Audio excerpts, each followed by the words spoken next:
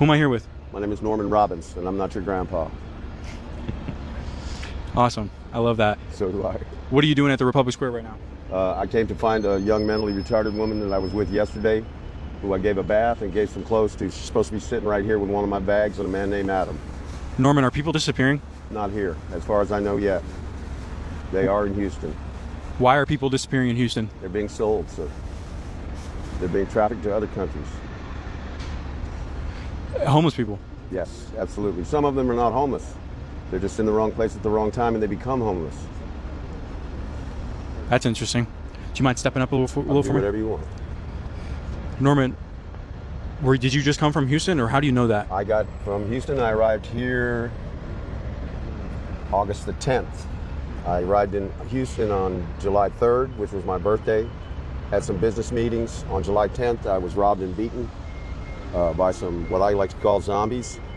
The Walking Dead is real in Houston, downtown, as it used to be here in Austin in 2021. You can ask the next question, or I can keep talking. I just ran into a guy whose half his friends just disappeared in the last 2 days. I believe it. And that's kind of my main, I think, quest today, is to figure out what's going on. Why are people disappearing? It's what they're smoking, sir. They call it tune. It's actually been sent to a chemist friend of mine. It's LSD 25 hard. What's being done, as far to the best of my knowledge, it's being dissolved in mineral water. They're buying OG Kush so they can call it OG Kush. They're rolling small joints. They're dipping it in the LSD. They're cutting it into quarter-inch sections and selling it to people for $5. If you should smoke that whole quarter-inch, you're taking anywhere from 50 to 100 hits of acid at once. I have seen men older than me fold in half like a paper clip. That same man died 2 nights later. Everybody called him Pops. He had a big gray beard and 2 German Shepherds. How long you been out on the streets for, sir?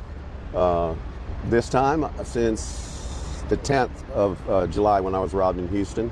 I've also spent 15 days in jail for the first time in my life. I'm 68 years old. I was arrested by the Austin Police Department for threatening to punch a 26-year-old man who called me a liar. Why would he call you a liar? Earlier in the shift, I had purchased a 12-ounce can of Coca-Cola for 79 cents. When he took over, the price of the Coke went to $1.59. When I told him 2 hours ago I paid 79 cents, he called me an effing liar, and I said I should jerk you over that counter and slap you in the face with your own hands. The police were called. I was asked if I was trespassed, which I had been earlier by the McDonald's, not by the convenience store. When he started to put the cuffs on me, I refused to answer any more questions. So he never got the details, and I spent 15 days in jail, the first 8 under the wrong name. Do you think it would have gone different if you would have communicated? Oh, absolutely, but he didn't want to listen. He wanted to arrest me. I hear you, man. So I told him to contact my attorney. I gave him the attorney's name, which I'll leave out right now. He's in Houston, Texas, and when he takes people's money, it's a hoot. And he knows who I'm talking about. Do you think you could turn your hat backwards? I can do whatever you want, sir. It's got a name on it. Does that make a difference? How old are you? 68, sir. Born in 1957, July 3rd. You've seen some stuff.